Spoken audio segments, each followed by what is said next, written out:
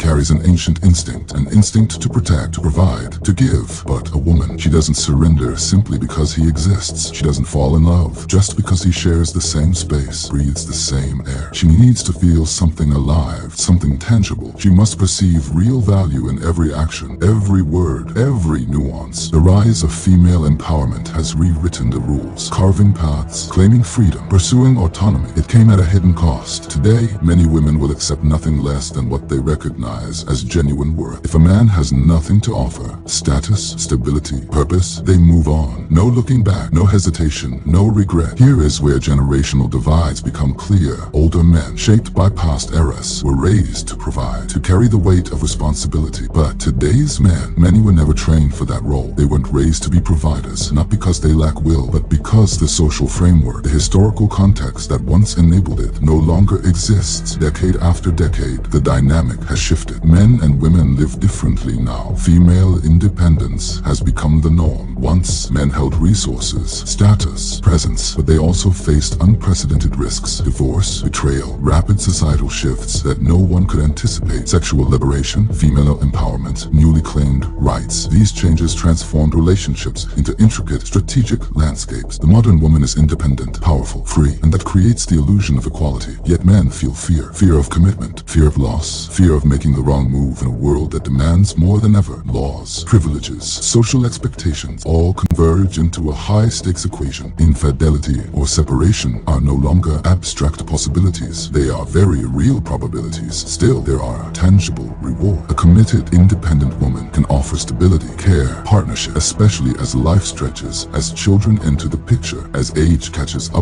Understanding this dynamic requires more than emotion. It demands attention to numbers, statistics, legal frameworks, and social norms. Simplicity is gone, irreversibly so. Men and women now play a game of almost tactical complexity. Women pursue fulfillment, independence, personal power. Men attempt to balance ancient instincts, societal pressure, and real-world risks. The provider-partner bond is no longer instinctual. It's strategic. Resources, status, security, mutual benefit. They govern the moves. Sexual freedom and access to resources have opened doors and laid traps. Older men may seek younger partners. Independent women seek men capable of matching what they bring to the table. The challenge is no longer simple attraction or affection. It is aligning expectations, capabilities, and generational realities. In the end, it all comes down to this: nothing is guaranteed, nothing is simple. Every choice, every gesture, every decision carries weight, history, and risk. Those who can read this new game, decode the signs, balance instinct with reason. These are the men who can navigate the landscape without losing themselves. In the beginning, it seems like a silent dance, almost imperceptible, but it's more than that. It's a generational war, unseen yet ruthless. Younger men are beginning to push back against the evolving social landscape, against what they perceive as modern privileges for women. And in that pushback, conflict arises. Men against men, youth against age, but it doesn't stop there. Women are in the game too, each generation armed differently, each feeling the world through their own lens. Women in their early 30s still move freely. They chase the wind, embrace spontaneity, unconstrained by morality or old rules. But time changes everything.